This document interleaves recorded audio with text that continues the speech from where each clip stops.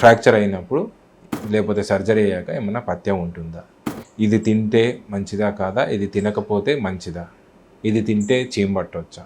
చాలామందికి శనగపప్పులు ఇవన్నీ తింటే చీమ పడుతుంది, అందుకే మేము తినలేదండి అని అయ్యాక చెప్తారు. కొంతమంది ఇవన్నీ మేము తినొద్దు అనుకుంటున్నామండి, మీరేమైనా అడ్వైజ్ ఇస్తారా అని. ఫ్రాక్చర్ సంబంధించి మా ట్రీట్మెంట్ అయ్యాక పేషెంట్కి షుగర్ కానీ లేకపోతే ఫలానా ఫుడ్ ఎలర్జీ ఉంటే తప్ప మా తరఫు నుంచి పథ్యం అనేది ఉండదు. మీరు ఏది రెగ్యులర్గా సాధారణంగా ఇంట్లో ఏది వండుకొని తింటారో అన్నీ తినొచ్చు.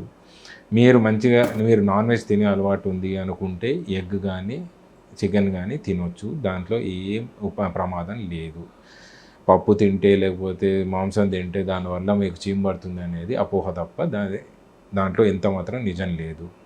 మనం ఒకవేళ సర్జరీ అయ్యాక చీమ పట్టింది అనుకోండి, దానికి కారణాలు ఒకటి, సర్జరీ తీసుకునేటప్పుడు మనం స్టెరైల్ కండిషన్స్లో సర్జరీ చేసాం ఒకటి, మీ ఇంప్లాంట్స్ ఎంత బాగా స్టెరిలైజ్ చేస్తారు అనేది ఒకటి, రెండు పేషెంట్కి ఏమన్నా షుగర్ ఉందా లేకపోతే ఇమ్యూనిటీ బాగాలేదు, రోగనిరోధక శక్తి అంటారు, అది సరిగ్గా లేదు అనుకోండి, ఇన్ఫెక్షన్ వచ్చే ఛాన్స్ ఉంది. సర్జరీ తర్వాత దాని మీద బెడ్లోనే బాత్రూమ్ పోసుకోవడం కానీ లెట్రిన్ పోవడం, దానివల్ల అది తడవడము, మనకు కుట్ల మీద మొత్తం తడవడం, దీనివల్ల కానీ లేదంటే ఎక్కువ బయట తిరిగాం జనాలలో కలిసాము కుట్లతో, అప్పుడు కానీ ఈ ఇన్ఫెక్షన్ వచ్చే అవకాశం ఉంటుంది. సో ఇన్ఫెక్షన్ అనేది మనం తినే తిండి వల్ల కంటే ఎక్కువ వేరే విషయాల వల్ల వస్తుంది. ఓకే, సో ఈ 4 విషయాలు జాగ్రత్త పడితే మనకు సర్జరీ తర్వాత కుట్లు అనేది మంచిగా మానుతుంది, ఇన్ఫెక్షన్ వచ్చే అవకాశం తక్కువ.